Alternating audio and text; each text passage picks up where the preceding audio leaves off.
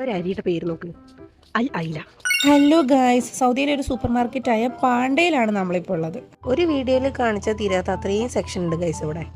ഈ കാണുന്നതെല്ലാം 1 kg packed മൈദയാണ് കേട്ടോ.